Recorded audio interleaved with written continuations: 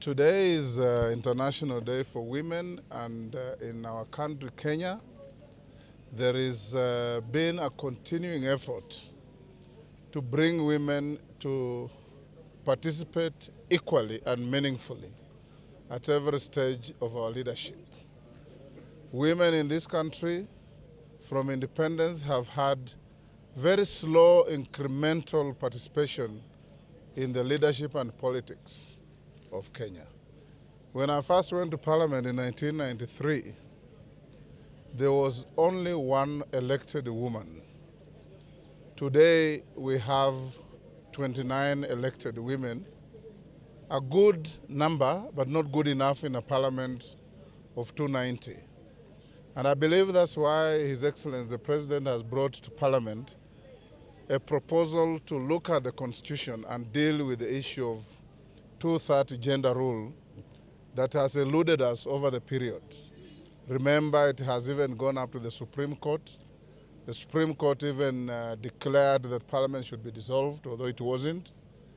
I believe that this is the time now, and on this particular day, I want to encourage the women of Kenya not to ever feel wanting in any way in competition with men. Women do more than 80% of farm work in this country. Women feed men and their families.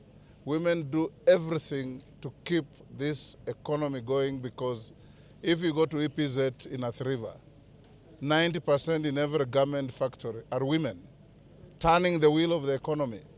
So as legislators, I want to encourage our parliaments, both at the county level and at the national level, to ensure that constantly there are pro-women and pro-gender equity legislation to bring all the women and men together to participate in the economy of our country. So on a personal level, how are you going to be celebrating the women in your life today? Oh, I have women in my life. I have my wives, I have my daughters, I have Parliament full of women to work with.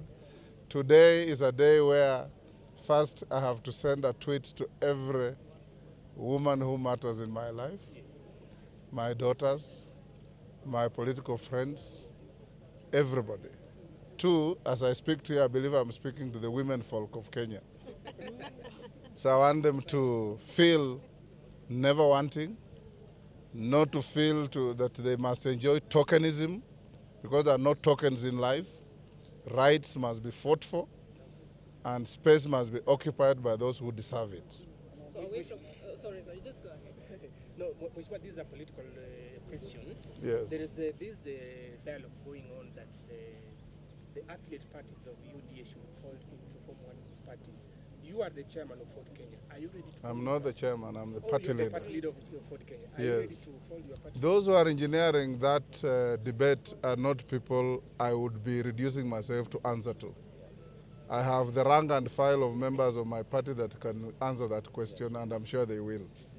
Thank you. And Mr. Speaker, perhaps I may take you back. In September last year, you met Yes. the Chinese delegation. Yes. And one of the biggest agenda that this new administration has is the issue of the Chinese debt.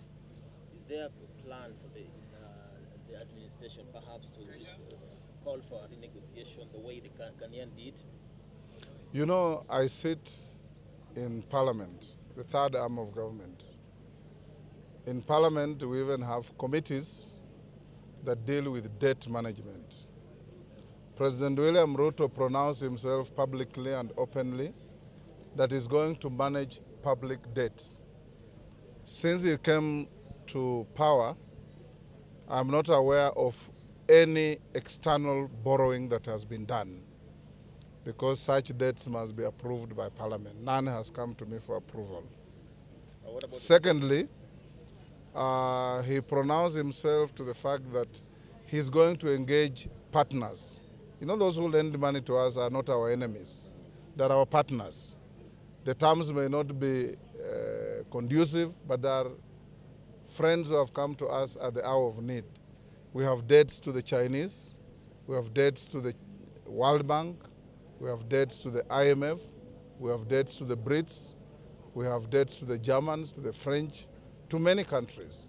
And I believe that the government that has been in office for only 5 months we give it time to assess each debt on its own structure and merit and see how well to deal with it. If it's a Chinese debt, you talk to the Chinese. If it is a French debt, you talk to the Frenchmen. And there's no one size fits all in this structure. So finally, sorry, just My last question. So there is plan indeed to renegotiate the debt structure. In a debtor-lender relationship, there is always a continuing relationship of talking. The lender feels he needs the money back at the time agreed.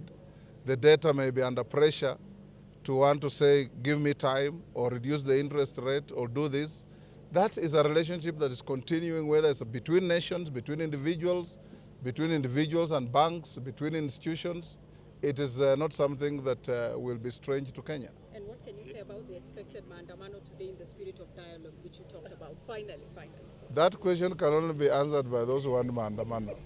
Because maandamano is not going to help this country. We went to elections, we got elected, some won, some didn't. The country has moved on. The members of the opposition in parliament, I can assure you as the speaker, are doing a commendable oversight job. And I'm really happy with them. They're vibrant, they're eloquent, they're incisive, and I give them all the time they require to oversight the executive and the government. So that is the way to go. So they should dialogue in parliament, is that Dialogue, that is the house. If you read the constitution, all Kenyans, including you, have donated your authority to members of parliament to represent you in parliament. So it's good to give them your issues, they take them there. And the centrality of our constitution are the people. Even the judiciary exercises donated authority from the people. So those people who want to take the law into their own hands, it's inadvisable and unhelpful, I dare say. Thank you for your time.